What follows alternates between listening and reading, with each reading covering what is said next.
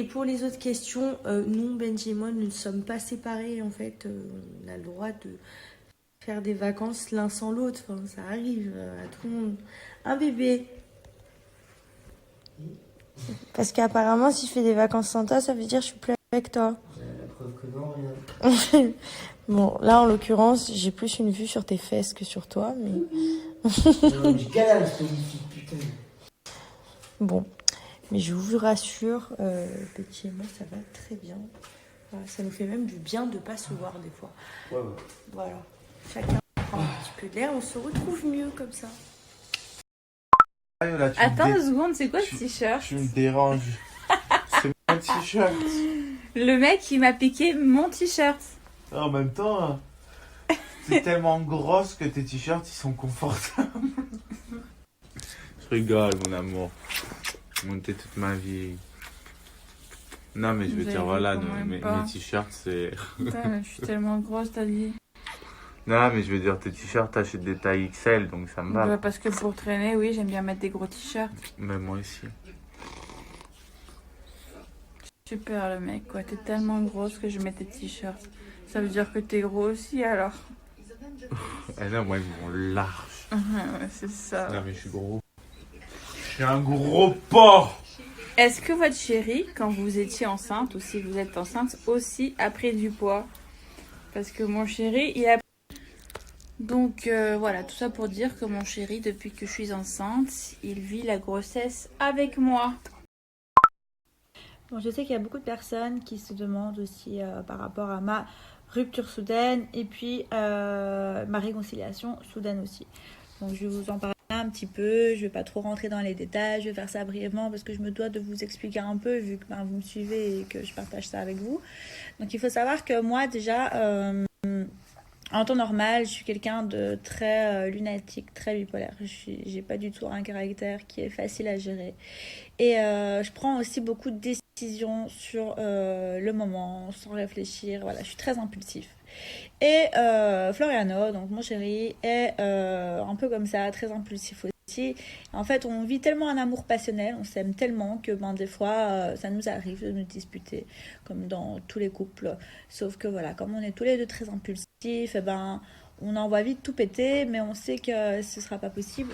Alors désolé, il y a la femme de chambre qui a frappé à la porte.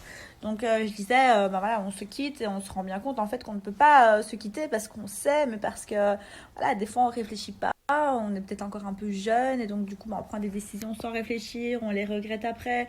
Lui comme moi, on sait qu'on a envie d'avancer ensemble, d'évoluer ensemble, de fonder une famille ensemble. On sait vraiment, c'est vraiment un amour qui est fort, qui est sincère.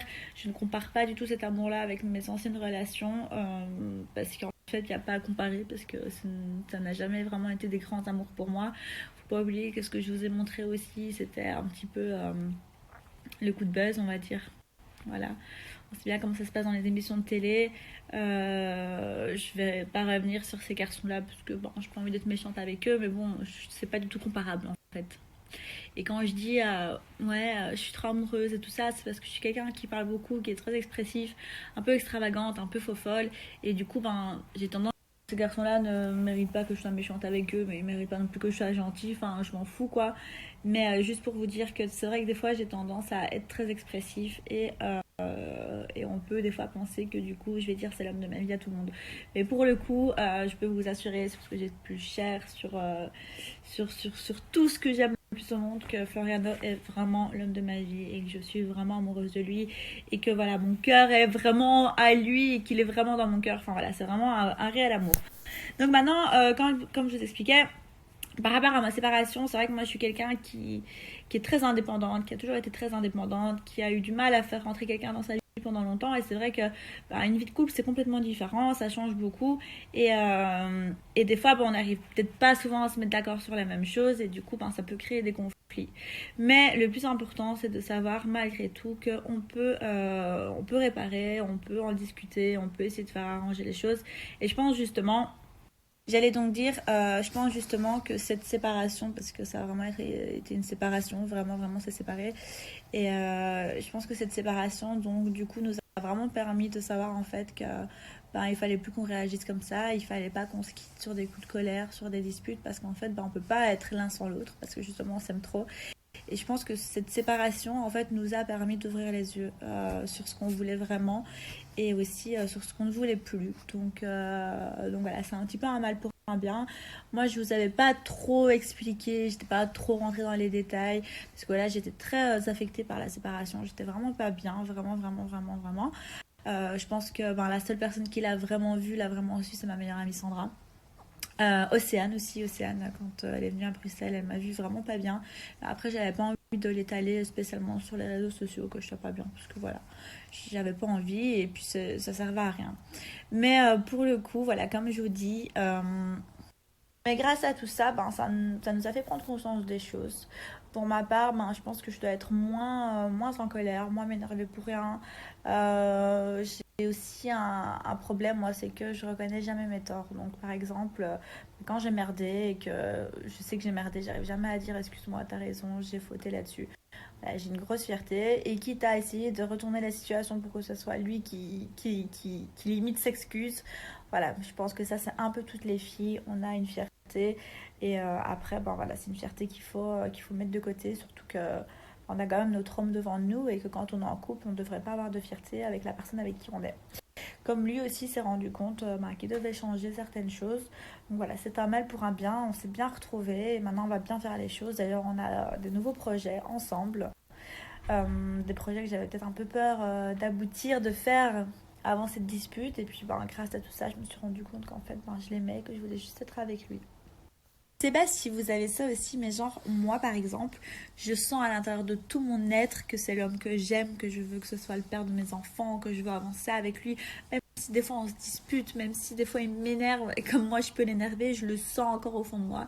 Et je pense que quand on a cet amour vraiment et ce ressenti qui est aussi fort pour la personne, on essaye et on le fait en fait, le fait de changer, on le fait sans réfléchir, parce qu'on se rend compte en fait que si on n'était pas avec cette personne-là, on serait trop malheureuse. Et donc du coup, moi par exemple, quand c'était fini, je me disais mais je pourrais jamais être avec un autre gars parce qu'en fait je l'aime lui. Alors peut-être que oui, on ne sait jamais ce qui aurait pu se passer dans la vie, parce que quand je lisais vos messages, tout le monde me disait mais il y a 1 milliard de mecs sur Terre. Certes, c'est la vérité qu'il y a 1 milliard de filles, mais quand on a cet amour pour une personne, pourquoi chercher une autre? Enfin, je sais pas, moi je me disais mais non, je peux pas être avec une autre personne parce que la seule personne avec qui j'ai envie d'être, c'est lui.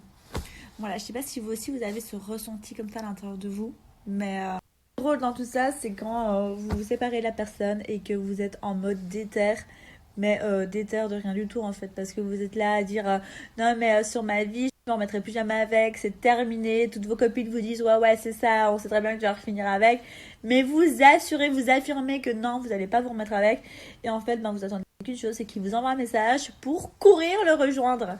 Donc vraiment, des fois, on peut être vraiment très ridicule. Ça aussi, je m'en suis rendu compte. Ça ne sert à rien. En fait, l'amour, c'est un tremplin émotionnel, je crois. Parce qu'on peut être super heureuse comme super malheureuse. Ça peut faire du bien comme ça peut faire du mal. Le tout, c'est vraiment de savoir ce qu'on veut, je pense. Et de se rendre compte qu'au bout d'un moment, il ne faut pas chercher midi à 14h. L'herbe n'est pas plus verte ailleurs.